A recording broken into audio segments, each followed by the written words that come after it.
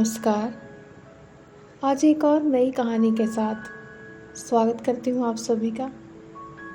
आज की कहानी है वापसी, जो कि उषा प्रियवदा ने लिखी है। तो चलिए कहानी शुरू करते हैं। गजाधर बाबू ने कमरे में जमा सामान पर एक नज़र दौड़ाई। 2 बक्से, डोलची, बाल्टी। ये डिब्बा कैसा है, गणेशी? उन्होंने पूछा। गणेशी बिस्तर बांधता हुआ कुछ गर्व, कुछ दुख, कुछ लज्जा से बोला, घरवाली ने सास को कुछ बेसन के लड्डू रख दिए हैं। कहा, बाबूजी को पसंद थे। अब कहाँ हम गरीब लोग आपकी कुछ खातिर कर पाएंगे। घर जाने की खुशी में भी गजाधर बाबू ने एक विषाद का अनुभव किया। जैसे एक परिचित, स्नेही, आदरमय, सहज संसार से उनका नाता टूट रहा हो। कभी कभी हम लोगों की भी खबर लेते रहिएगा, गणेशी ने बिस्तर में रस्सी बांधते हुए बोला। कभी कुछ ज़रूरत हो तो लिखना गणेशी, इस अगहन तक बिटिया की शादी कर दो। गणेशी ने अंगोछे के छोर से आंखें पोंछी। अब आप लोग सहारा ना देंगे तो कौन देगा? आप यहाँ रहते तो शादी में कुछ हौसला रहता। गजाधर बाबू चलने को तैयार बैठे थे। रेलवे क्वार्टर का ये कमरा, जिसमें उन्होंने कितने वर्ष बिताए थे, उनका सामान हट जाने से कुरूप और नग्न लग रहा था। आंगन में रोपे पौधे भी जान पहचान के लोग ले गए थे और जगह जगह मिट्टी बिखरी हुई थी। पर पत्नी बाल बच्चों के साथ रहने की कल्पना में ये बिछोह एक दुर्बल लहर की तरह उठकर विलीन हो गया। गजाधर बाबू खुश थे, बहुत खुश। 35 साल की नौकरी के बाद वो रिटायर होकर जा रहे थे। इन वर्षों में अधिकांश समय उन्होंने अकेले रहकर काटा था। उन अकेले क्षणों में उन्होंने इसी समय की कल्पना की थी जब वो अपने परिवार के साथ रह सकेंगे। इसी आशा के सहारे वो अपने अभाव का बोझ ढो रहे थे। संसार की दृष्टि में उनका जीवन सफल कहा जा सकता था। उन्होंने शहर में एक मकान बनवा लिया था। बड़े लड़के अमर और लड़की कांति की शादियां कर दी थी। 2 बच्चे ऊंची कक्षाओं में पढ़ रहे थे। गजाधर बाबू नौकरी के कारण प्रायः छोटे स्टेशनों पर रहे और उनके बच्चे और पत्नी शहर में, जिससे पढ़ाई में बाधा ना हो। गजाधर बाबू स्वभाव से बहुत स्नेही व्यक्ति थे और स्नेह के आकांक्षी भी। जब परिवार साथ था, ड्यूटी से लौटकर बच्चों से हंसते बोलते, पत्नी से कुछ मनोविनोद करते। उन सबके चले जाने से उनके जीवन में गहन सूनापन भर उठा। खाली क्षणों में उनके घर में टिका ना जाता। कभी प्रकृति के ना होने पर भी उन्हें पत्नी की स्नेहपूर्ण बातें याद आती रहती। दोपहर में गर्मी होने पर भी वो 2 बजे तक आग जलाए रहती और उनके स्टेशन से वापस आने पर गर्मा गर्म रोटियां सेकती। उनके खा चुकने और मना करने पर भी थोड़ा सा कुछ और थाली में परोस देती और बड़े प्यार से आग्रह करती। जब वो थके हारे बाहर से आते तो उनकी आहट पा वो रसोई के द्वार पर निकल आती और उनकी सलज्ज आंखें मुस्कुरा उठती।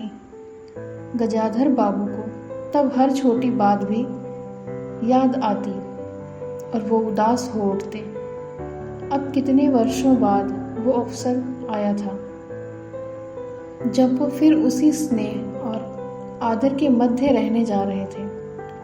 टोपी उतारकर गजाधर बाबू ने चारपाई पर रख दी। जूते खोलकर नीचे खिसका दिए। अंदर से रह रहकर कहकहों की आवाज़ आ रही थी। इतवार का दिन था और उनके सब बच्चे इकट्ठे होकर नाश्ता कर रहे थे। गजाधर बाबू के सूखे चेहरे पर स्निग्ध मुस्कान आ गई। उसी तरह मुस्कुराते हुए वो बिना खांसे अंदर चले गए। उन्होंने देखा कि नरेंद्र कमर पर हाथ रखे शायद गत रात्रि की फिल्म में देखे गए किसी नृत्य की नकल कर रहा था और बसंती हंस हंसकर दोहरी हो रही थी। उमर की बहू को अपने तन बदन आंचल या घूंघट का कोई होश न था। वो उन्मुक्त रूप से हंस रही थी। गजाधर बाबू को देखते ही नरेंद्र घप से बैठ गया और चाय का प्याला उठाकर मुंह से लगा लिया। बहू को होश आया और उसने झट से माथा ढक लिया।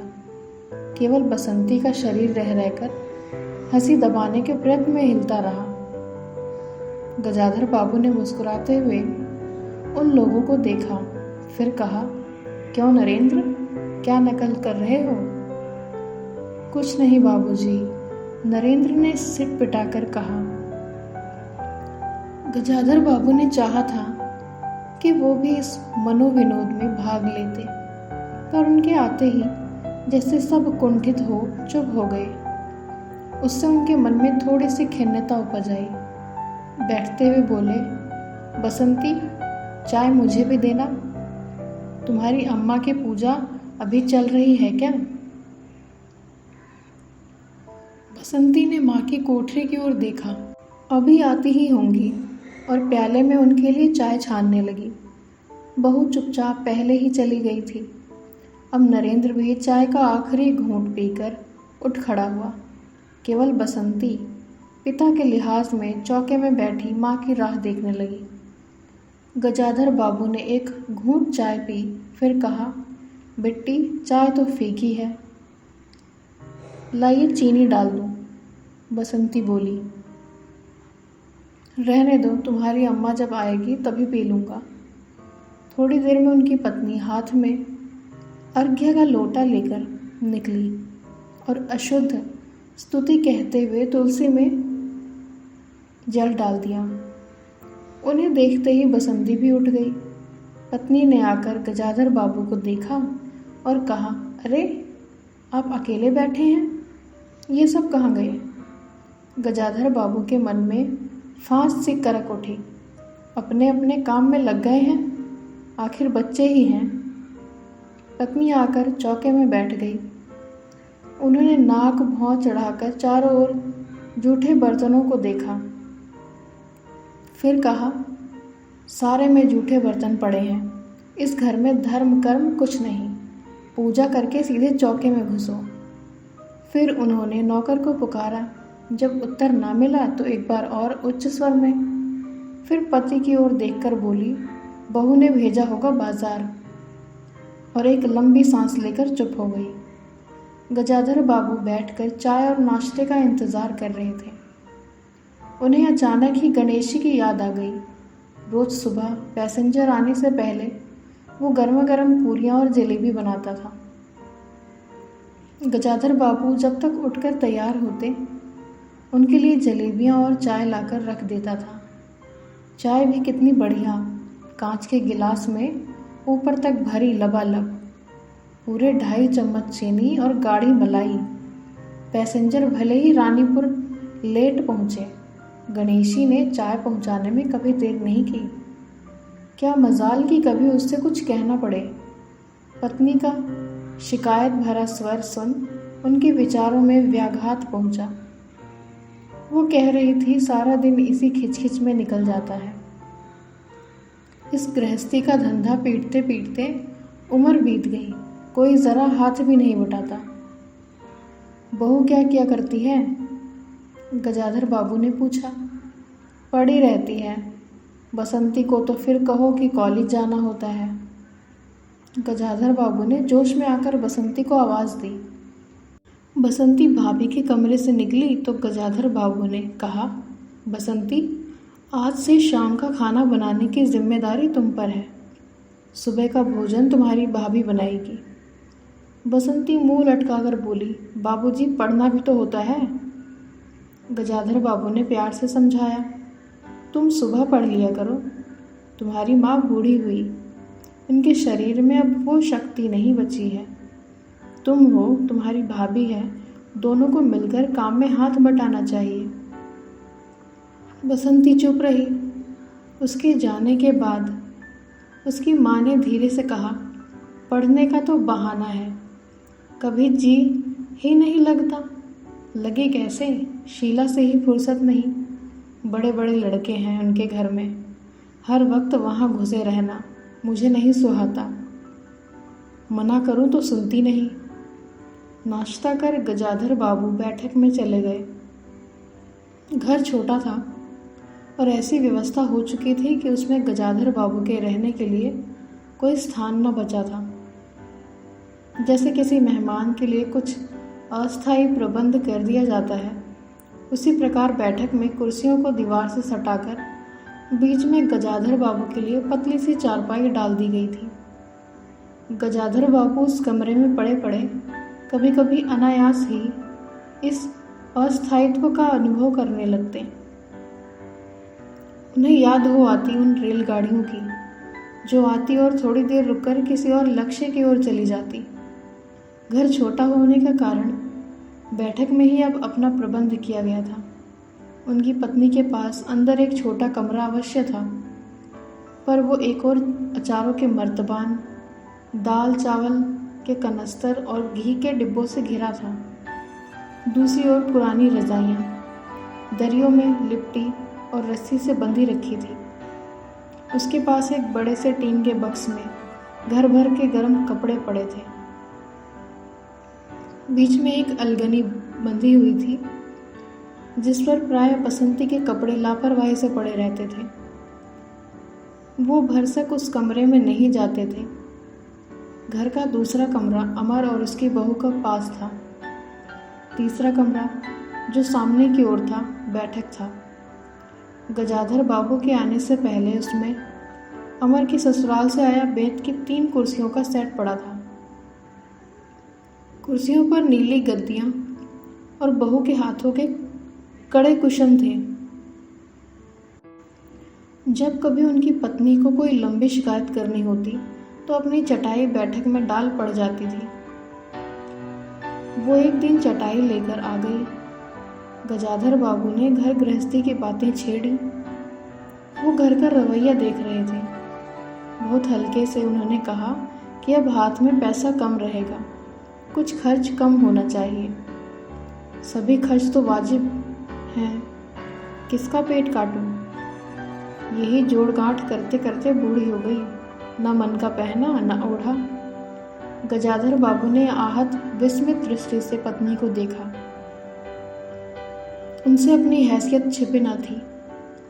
उनकी पत्नी तंगी का अनुभव कर उसका उल्लेख करती, ये स्वाभाविक था। लेकिन उनमें सहानुभूति का पूर्ण अभाव गजाधर बाबू को बहुत खटका। उनसे यदि राय बात की जाती कि प्रबंध कैसे हो तो उन्हें चिंता कम, संतोष ज़्यादा होता। लेकिन उनसे तो केवल शिकायत की जाती थी, जैसे परिवार की सब परेशानियों के लिए वही जिम्मेदार थे। तुम्हें किस बात की कमी है अमर की माँ? घर में बहू है, लड़के बच्चे हैं, सिर्फ रुपये ही आदमी अमीर नहीं होता। गजाधर बाबू ने कहा और कहने के साथ ही अनुभव किया, ये उनकी आंतरिक अभिव्यक्ति थी, ऐसी कि उनकी पत्नी नहीं समझ सकती। हाँ, बड़ा सुख है ना बहू से।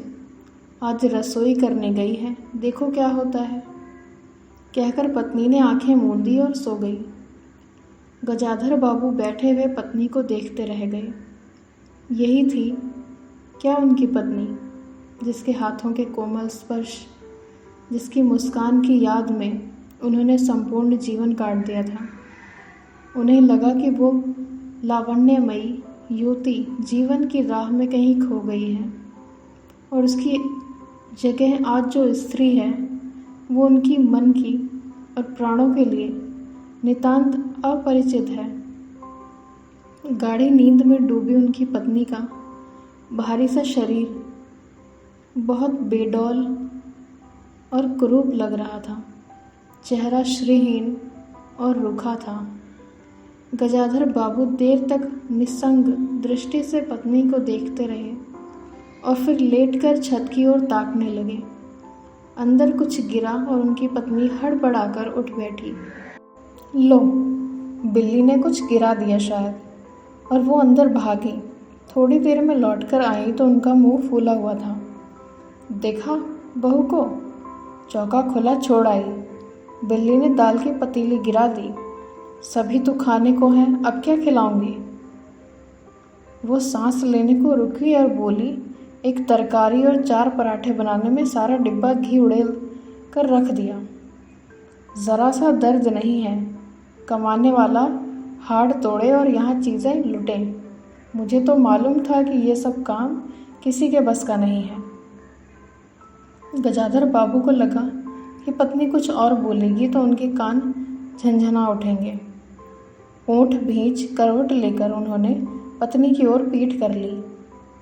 रात का भोजन बसंती ने जानबूझकर ऐसा बनाया था कि कौर तक निगला न जा सके। गजाधर बाबू चुपचाप खाकर उठ गए, पर नरेंद्र थाली सरकाकर उठ खड़ा हुआ और बोला, मैं ऐसा खाना नहीं खा सकता। बसंती तुनक कर बोली, तो ना खाओ, कौन तुम्हारी खुशामद करता है? तुमसे खाना बनाने को कहा किसने था? नरेंद्र चिल्लाया। बाबूजी ने। बाबूजी को बैठे बैठे यही सोचता है। बसंती को उठाकर माँ ने नरेंद्र को मनाया और अपने हाथ से कुछ बनाकर खिलाया। गजाधर बाबू ने बाद में पत्नी से कहा, इतनी बड़ी लड़की हो गई है और उसे खाना बनाने तक का शऊर नहीं है। अरे आता तो सब कुछ है, करना नहीं चाहती, पत्नी ने उत्तर दिया। अगली शाम माँ को रसोई में देख कपड़े बदलकर बसंती बाहर आई तो बैठक से गजाधर बाबू ने टोक दिया, कहाँ जा रही हो? पड़ोस में शीला के घर, बसंती ने कहा। कोई ज़रूरत नहीं है, अंदर जाकर पढ़ो, गजाधर बाबू ने कड़े स्वर में कहा। कुछ देर अनिश्चित खड़े रहकर बसंती अंदर चली गई। गजाधर बाबू शाम को रोज टहलने चले जाते थे। लौटकर आए तो पत्नी ने कहा, क्या कह दिया बसंती से? शाम से मुंह लपेटे पड़ी हुई है, खाना भी नहीं खाया। गजाधर बाबू खिन्न हो आए। पत्नी की बात का उन्होंने कुछ उत्तर नहीं दिया। उन्होंने मन में निश्चय कर लिया कि बसंती की शादी जल्दी ही कर देनी है। उस दिन के बाद बसंती पिता से बची बची रहने लगी। जाना होता तो पिछवाड़े से जाती। गजाधर बाबू ने 2-1 बार पत्नी से पूछा तो उत्तर मिला, रूठी हुई है। गजाधर बाबू को रोष हुआ। लड़की के इतने मिजाज, जाने को रोक दिया तो पिता से बोलेगी ही नहीं। फिर उनकी पत्नी ने ही सूचना दी कि अमर अलग रहने की सोच रहा है। क्यों? गजाधर बाबू ने चकित होकर पूछा। पत्नी ने साफ साफ उत्तर नहीं दिया। अमर और उसकी बहू की शिकायतें बहुत थी। उनका कहना था कि गजाधर बाबू हमेशा बैठक में ही पड़े रहते हैं। कोई आने जाने वाला हो तो कहीं बिठाने की ही जगह नहीं। अमर को अब भी वो छोटा सा समझते थे और मौक बेमौक टोक देते थे।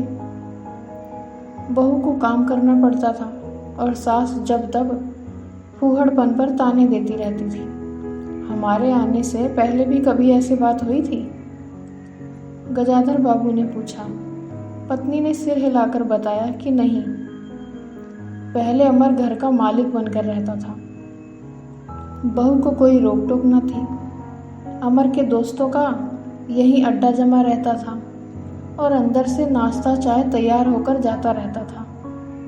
बसंती को भी वही अच्छा लगता था। गजाधर बाबू ने बहुत धीरे से कहा, अमर से कहो जल्दबाजी की कोई ज़रूरत नहीं है। अगले दिन वो सुबह घूम कर लौटे तो उन्होंने पाया कि बैठक में उनकी चारपाई नहीं है। अंदर जाकर पूछने ही वाले थे कि उनकी दृष्टि रसोई के अंदर बैठी पत्नी पर पड़ी। उन्होंने ये कहने को मुंह खोला कि बहू कहाँ है, पर कुछ याद कर चुप हो गए। पत्नी की कोठरी में झांका तो अचार, रजाइयाँ और कनस्तरों के बीच अपनी चारपाई लगी पाई। गजाधर बाबू ने कोट उतारा और कहीं टांगने को दीवार पर नज़र दौड़ाई, फिर उसे मोड़कर अलगनी के कुछ कपड़े खिसकाकर एक किनारे टांग दिया। कुछ खाए बिना ही अपनी चारपाई पर लेट गए। कुछ भी हो, तन आखिरकार बूढ़ा ही था। सुबह शाम कुछ दूर टहलने अवश्य चले जाते, पर आते जाते थक उठते थे। गजाधर बाबू को अपना बड़ा सा क्वार्टर याद आ गया।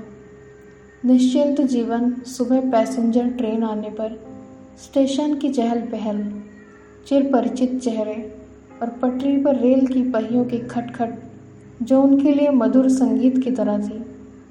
तूफान और डाकगाड़ी के इंजनों की चिंगाड़ उनकी अकेली रातों की साथी थी। सेठ रामजी मल के मिल के कुछ लोग कभी कभी पास आ बैठते। वही उनका दायरा था, वही उनके साथी, वही जीवन अब उन्हें एक खोई निधि सा प्रतीत हुआ। उन्हें लगा कि वो जिंदगी द्वारा ठगे गए हैं। उन्होंने जो कुछ चाहा उसमें से उन्हें एक बूंद भी न मिला। लेटे हुए वो घर के अंदर से आते विविध स्वरों को सुनते रहे। बहू को सांस की छोटी सी झड़प, बाल्टी पर खुले नल की आवाज़, रसोई के बर्तनों की खटखट और उसी में दो गौरैयों की वार्तालाप। और अचानक ही उन्होंने निश्चय कर लिया कि अब घर की किसी बात में दखल ना देंगे। यदि गृह स्वामी के लिए पूरे घर में एक चारपाई की जगह नहीं है तो यहीं पड़े रहेंगे। अगर कहीं और डाल दी गई तो वहाँ चले जाएंगे। यदि बच्चों के जीवन में उनके लिए कहीं स्थान नहीं तो अपने ही घर में परदेसी की तरह पड़े रहेंगे। और उस दिन के बाद सचमुच गजाधर बाबू कुछ नहीं बोले। नरेंद्र रुपए मांगने आया तो बिना कारण पूछे उसे रुपए दे दिए। बसंती काफ़ी अंधेरा हो जाने के बाद भी पड़ोस में रही तो भी उन्होंने कुछ नहीं कहा। पर उन्हें सबसे बड़ा गम ये था कि उनकी पत्नी ने भी उनमें कुछ परिवर्तन लक्ष्य नहीं किया।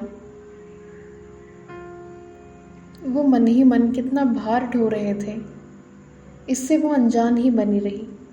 बल्कि उन्हें पति के घर के मामले में हस्तक्षेप ना करने के कारण शांति ही थी। कभी कभी वो कह भी उठती, ठीक ही है, आप बीच में ना पड़ा कीजिए। बच्चे बड़े हो गए हैं, हमारा जो कर्तव्य था कर रहे हैं, पढ़ा रहे हैं, शादी कर देंगे। गजाधर बाबू ने आहत दृष्टि से पत्नी को देखा। उन्होंने अनुभव किया कि वो पत्नी और बच्चों के लिए केवल धनोपार्जन के लिए निमित्त मात्र है। जिस व्यक्ति के अस्तित्व से पत्नी मांग में सिंदूर डालने की अधिकारिणी है, समाज में उसकी प्रतिष्ठा है, उसके सामने वो 2 वक्त भोजन की थाली रख देने से सारे कर्तव्यों से छुट्टी पा जाती है। वो घी और चीनी के डिब्बों में इतनी रमी हुई है कि अब वो उसकी संपूर्ण दुनिया बन गई है। गजाधर बाबू उनके जीवन के केंद्र नहीं हो सकते। उन्हें तो अब उनकी शादी के लिए भी उत्साह बुझ गया। किसी बात में हस्तक्षेप ना करने के निश्चय के बाद भी उनका अस्तित्व उस वातावरण का एक भाग न बन सका। उनकी उपस्थिति उस घर में ऐसी असंगत लगने लगी थी जैसे सजी हुई बैठक में उनकी चारपाई थी। उनकी सारी खुशी एक गहरी उदासीनता में डूब गई। इतनी सब निश्चयों के बावजूद भी एक दिन बीच में दखल दे बैठे। पत्नी स्वभाव अनुसार नौकर की शिकायत कर रही थी। कितना कामचोर है, बाजार की भी चीज़ में पैसा बनाता है, खाने बैठता है तो खाते ही चला जाता है। गजाधर बाबू को बराबर ये महसूस होता रहता था कि उनके घर का रहन सहन और खर्च उनकी हैसियत से कहीं ज़्यादा है। पत्नी की बात सुनकर कहने लगा कि नौकर का खर्च बिल्कुल बेकार है, छोटा मोटा काम है, घर में 3 मर्द हैं, कोई ना कोई कर ही देगा। उन्होंने उसी दिन नौकर का हिसाब कर दिया। अमर दफ्तर से आया तो नौकर को पुकारने लगा। अमर की बहू बोली, बाबूजी ने नौकर छुड़ा दिया है। क्यों? कहते हैं खर्च बहुत है। ये वार्तालाप बहुत सीधा सा था, पर जिस टोन में बहू बोली, गजाधर बाबू को खटक गया। उस दिन जी भारी होने के कारण गजाधर बाबू टहलने नहीं गए। आलस्य में उठकर बत्ती भी नहीं जलाई थी। इस बात से बेखबर नरेंद्र माँ से कहने लगा, अम्मा तुम बाबूजी से कहती क्यों नहीं? बैठे बिठाए कुछ नहीं तो नौकर ही छुड़ा दिया। अगर बाबूजी ये समझे कि मैं साइकिल पर गेहूँ रख आटा पिसाने जाऊंगा तो मुझसे ये नहीं होगा। हाँ अम्मा, बसंती का स्वर था। मैं कॉलेज भी जाऊं और लौटकर घर में झाड़ू भी लगाऊं, ये मेरे बस की बात नहीं है। बूढ़े आदमी हैं। अमर भुनभुनाया, चुपचाप पड़े रहें। हर चीज में दखल क्यों देते हैं? पत्नी ने बड़े व्यंग से कहा। और कुछ नहीं सूझा तो तुम्हारी बहू को ही चौके में भेज दिया। वो गई तो 15 दिन का राशन 5 दिन में बनाकर रख देगी। बहू कुछ कहे इससे पहले वो चौके में घुस गई। कुछ देर में अपनी कोठरी में आई और बिजली जलाई तो गजाधर बाबू को लेटे देख बड़ी सिरपिटाई। गजाधर बाबू की मुख मुद्रा से वो उनमें भावों का अनुमान न लगा सकी। वो चुप आंखें बंद किए लेटे रहे। गजाधर बाबू चिट्ठी हाथ में लिए अंदर आए और पत्नी को पुकारा। वो भीगे हाथ लिए निकली और आंचल से पूछती हुई पास आ खड़ी हुई। गजाधर बाबू ने बिना किसी भूमिका के कहा, मुझे सेठ रामजीमल की मिल में नौकरी मिल गई है।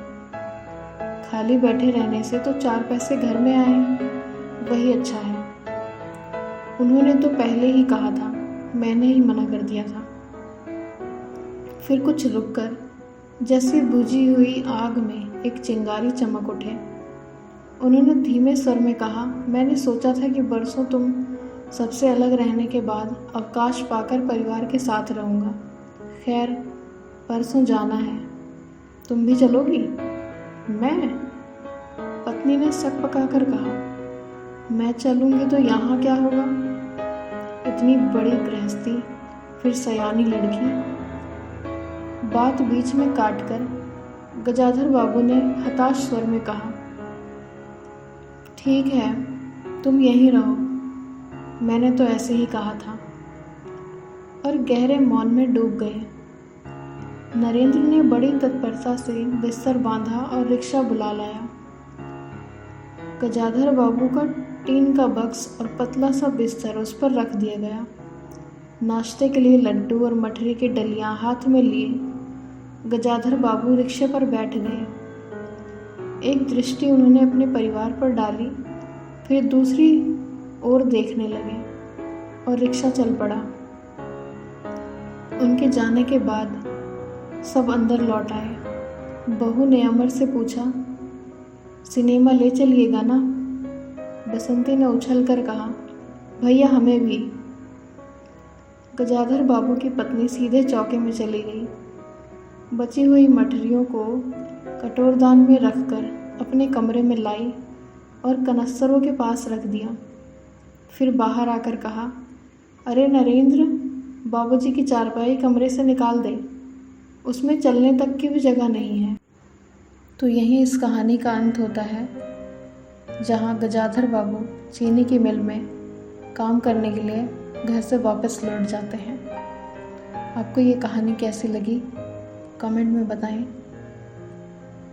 अच्छी लगी है तो लाइक करें, शेयर करें, सब्सक्राइब करना ना भूलें अगर आप इस चैनल पर नए हैं तो।